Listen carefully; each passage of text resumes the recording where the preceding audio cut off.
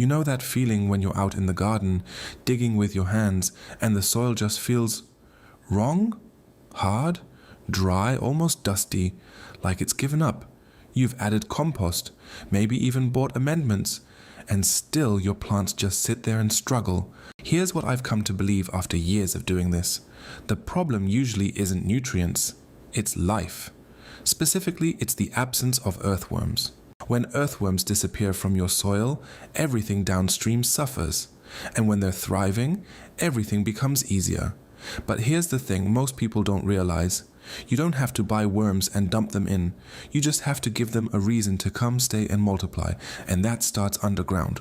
Why worms matter more than any fertilizer? Earthworms aren't just a sign of healthy soil. They're actually what creates it. As they move through the earth, they open tunnels that let air and water penetrate deep.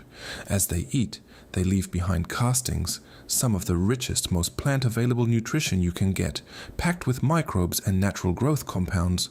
Soil full of worms holds moisture better, drains faster when it needs to, and feeds your plant slowly and steadily over time. Not in one big chemical rush like synthetic fertilizers do. When worms are absent, soil compacts. Roots can't go deep. Plants become dependent on you to feed them constantly. Getting worms back isn't just a nice bonus, it's the actual foundation of a productive garden. Why worms disappear in the first place? Most gardens push worms away without meaning to. Tilling tears apart their tunnels and destroys egg cocoons. Bare soil bakes in the sun and dries out fast. Synthetic fertilizers and salt-based inputs mess with the microbial life that worms depend on. And even compost, if you're just spreading it on top, often doesn't give worms a real reason to move deeper into the bed. See, worms aren't chasing nutrients. They're chasing moisture, shelter, and slow, steady food, which is exactly why this burial method works so well. The buried food source worms can't resist. The fastest way I've found to trigger worm multiplication is to bury soft, carbon-rich organic material just below the surface. Material that holds moisture while it slowly feeds the microbes worms actually eat. The best options? Soaked cardboard, shredded paper, fallen leaves, partially decomposed plant matter. Plain cardboard works especially well because it acts almost like fallen tree bark on a forest floor. It absorbs water, breaks down gradually, and creates a dark, protected zone that worms love to move into and breed within. The right depth makes all the difference. Depth matters more than most people think. Too deep and you lose oxygen, decomposition stalls. On the surface, moisture evaporates too quickly. The sweet spot is about 4 to 6 inches down. Here's what I do. Dig a shallow trench or pocket. Lay the soaked cardboard or plant matter in flat, not crumpled up. Cover it back over with the soil you dug out and give it a good, gentle watering.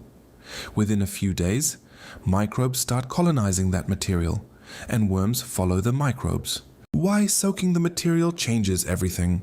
Dry organic matter actually repels worms. Moist material invites them. So, before I bury anything, I always soak it.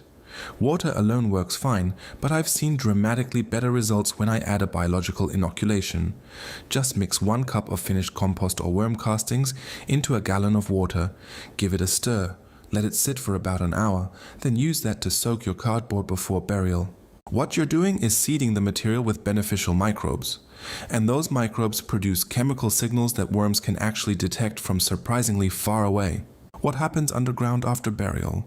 Bacteria and fungi move in within hours. Worms follow soon after, not to eat the cardboard itself, but to eat those microbes. As they feed, they lay cocoons. Each cocoon can hatch multiple worms when conditions are right. Within 2 to 4 weeks, you'll see the soil around that buried zone start to change, darker, looser, easier to push your hand into.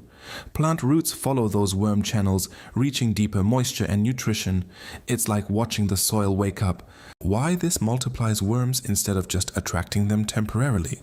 If you feed worms at the surface, they show up after rain and disappear when it dries. But buried food creates a habitat, stable moisture below ground, shelter from heat, slow decaying food.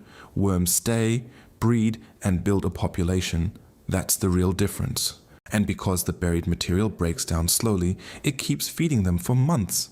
As each buried zone finishes decomposing, worms migrate outward, spreading fertility through the whole bed. How often should you do this?